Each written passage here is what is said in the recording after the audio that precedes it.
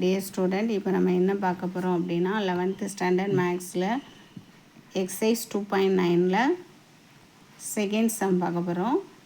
Second sum என்னென்னா 3x + 1 divided by x minus 2 into x plus 1. So இதை வந்து என்ன பண்ண போகிறோம் அப்படின்னா ரேஷ்னல் எக்ஸ்ப்ரெஷனை இன்ட்டு பார்ஷியல் ஃப்ராக்ஷனாக மாற்ற போகிறோம். ஸோ சொல்யூஷன் பார்ப்போம். சம் அப்படி எழுதிக்கிடுவோம். 3x + 1 divided by x minus 2 into x plus 1. So இதை வந்து எப்படி வந்து பார்ஷியல் ஃப்ராக்ஷனாக மாற்றுறது அப்படின்னா ஏபிங்கிறது கான்ஸ்டண்ட்டாக ஸ்ப்ளிட் பண்ணுறோம்.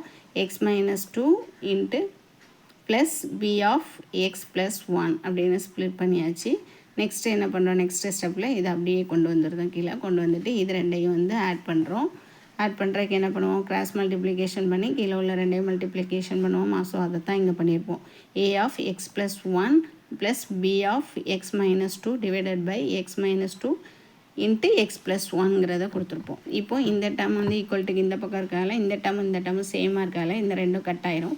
ஸோ ரிமைனிங் என்ன இருக்கும் அப்படின்னா 3x + 1 equal to A of x plus 1 plus B of x minus 2ங்கிறது மட்டும் ரிமைனிங் இருக்கும். ஸோ அதை ஈக்குவேஷன் 1ன்னு வச்சுக்கிடுதோம். இப்போ நம்ம வந்து ஏ டேர்ம் ஆர் பி டேர்ம் ஏதாவது ஒரு இதுக்கு ஆன்சர் கண்டுபிடிக்கணும். ஸோ என்ன சப்ஸ்டியூட் பண்ணால் ஏதாவது ஒரு டேர்ம் வந்து நமக்கு 0 ஆகும் அப்படிங்கிறது கெஸ் பண்ணணும். இப்போ வந்து இங்கே இந்த ஏ டேர்ம் வந்து 0 ஆகணும்னா ஏக்கு வந்து எக்ஸோட வேல்யூ -1 கொடுத்தா இந்த டேர்ம் 0 ஆயிரும். பி டேர்ம் 0 ஆகணும் அப்படின்னா எக்ஸுக்கு வந்து +2 கொடுத்தோம்னா இது வந்து 0 ஆயிரும். ஸோ அதை அசியூம் பண்ணிவிட்டு இப்போ என்ன பண்ணுறோம், எக்ஸ் ஈக்குவல் டு -1ங்கிறத ஈக்குவேஷன் 1ல் புட் பண்ணுறோம். அப்படி புட் பண்ணால் என்ன ஆன்சர் கிடைக்கும் அப்படின்னா இதே சேம் ஈக்குவேஷனில் தான் புட் பண்ண போகிறோம். ஸோ 3xக்கு -1 + 1 ஈக்குவல் டு ஏ ஆஃப் எக்ஸோட வேல்யூஸ் வந்து -1 + 1 ப்ளஸ் பி ஆஃப் இந்த எக்ஸுக்கு -1 -2. இப்போ என்ன பண்ண போகிறோம், 3 × -1 -3 + 1. ஸோ இந்த டேர்ம் அப்படியே நம்மளுக்கு ஏ ஆஃப் 0 ஆயிரும். ப்ளஸ் பி வந்து -3 இருக்கும் இல்லையா.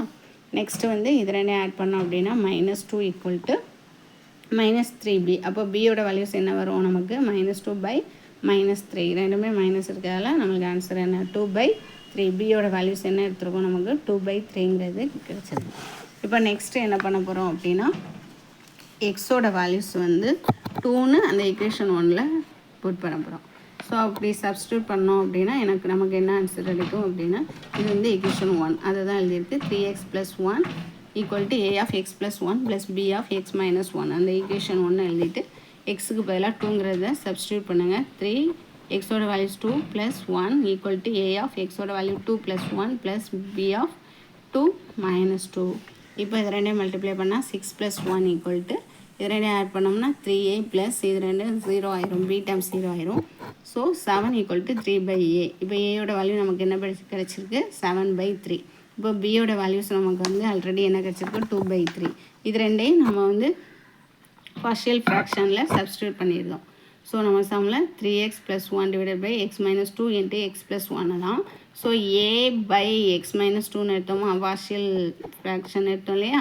ஸோ அதில் ஏக்கு பதிலாக 7/3 divided by x minus 2 plus 2/3 divided by x plus 1 அப்படிங்கிறத இது பண்ணுறோம். இப்போ என்ன பண்ணுவோம், எக்ஸ் மைனஸ் 2 வந்து என்ன ஆயிரும், 3யோட மல்டிப்ளை ஆயிரும். ஸோ லாஸ்ட்டு சொல்யூஷன் நமக்கு என்ன கிடைக்கும், 7/3 X minus 2 plus 2/3 X plus 1 அப்படிங்கிறது ஆன்சராக கிடைக்கும். ஓகேவா, ஆன்சர்னு சொல்லி இதை வந்து நம்ம எழுதிடணும். Okay, thank you.